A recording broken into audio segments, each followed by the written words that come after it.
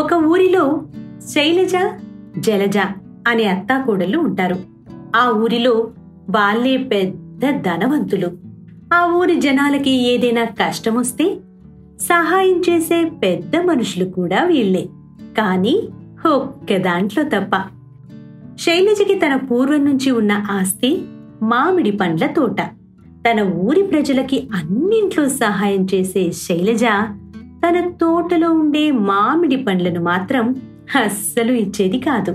అది చూసిన జలజ ఒకరోజు అత్త దగ్గరికి వెళ్ళి, అత్తమ్మా, మీరు ఈ ఊరికి ఎంతో పెద్దవారు. నా కష్టాలు సుఖాలు తెలుసుకొని తీర్చేవారు. అన్నింటిలో అందరికీ సహాయం చేసేవారు. కానీ ఈ మామిడి పండ్ల విషయం వచ్చేసరికి ఎందుకని మీరు ఎవ్వరికీ ఇవ్వకుండా అలానే ఉంటారు? అది అంతే కోడలా, నేను ఈ పండ్లని ఎవ్వరికి ఇవ్వను.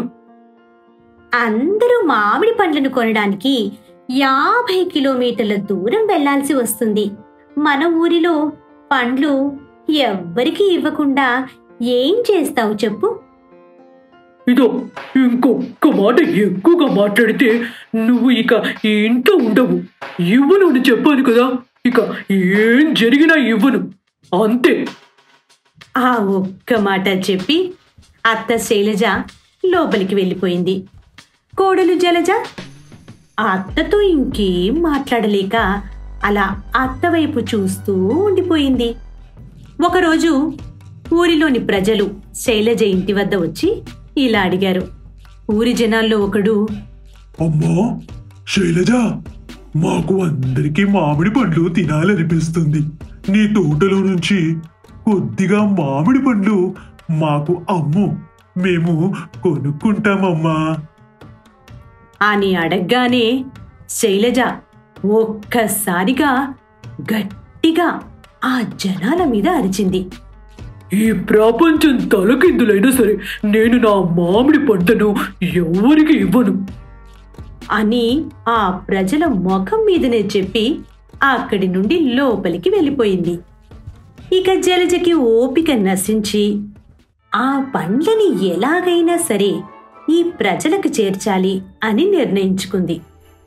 శైలజ తన తోటలోని మామిడి పండ్లని తీసుకుని ట్రాక్టర్లో వేసుకుని ఆ పండ్లని తన ఇంటికి తీసుకుని వెళ్ళడానికి అంతా సిద్ధం చేసుకుంది. ఆ ట్రాక్టర్లో ముందు డ్రైవర్ పక్కన కోడలు జలజ కూర్చుంది. ఇక అత్త శైలజ మాత్రం వెనక ట్రాలీలో ఉన్న తన మామిడి పండు ఎక్కడ పడిపోతాయి అని తన పండ్ల మీదే కూర్చొని పండ్లని జాగ్రత్తగా చూసుకుంటుంది. ఊరు మధ్యలోనికి వచ్చాక కోడలు శైలజ డ్రైవర్ చెవిలో ట్రాక్టర్ని బోల్తా కొట్టించు అని చెప్పింది. అలా చెప్పిందో లేదు, డ్రైవర్ ఊరి మధ్యలోనికి రాగానే ట్రాక్టర్ని బోల్తా కొట్టించాడు. అంతే, ఒక్కసారిగా అందరూ చూస్తుండగా శైలజ పండ్లన్నీ కింద పడిపోయాయి. శైలజ కూడా కింద పడిపోయింది. కానీ తన పండ్లని ఎవరు తీసుకుంటారో అని మళ్ళీ అందర్నీ గట్టిగా అరుచుకుంటూ ట్రాక్టర్ దగ్గరికి వెళ్ళింది. కానీ అక్కడ ప్రజలందరూ కింద పడిపోయిన పండ్లని, వాటి కోసం అరుస్తున్న శైలజని చూస్తున్నారు తప్ప ఎవ్వరూ ఒక్క పండు కూడా ముట్టుకోలేదు. అది చూసిన శైలజ ఆశ్చర్యపోయింది. అప్పుడు కోడలు జలజ వచ్చి ఇలా అంటుంది, చూసావా అత్తమ్మా, ఎవ్వరికి నువ్వు ఈ పండ్లని ఇవ్వను అన్నావు. కానీ అవే పండ్లు వాళ్ళు రాకుండానే వాళ్ళ దగ్గరికి వెళ్ళాయి. అయినా సరే వాళ్ళు ఒక్క పండు కూడా తీసుకోలేదు. అది వాళ్ళు నీకించే మర్యాద.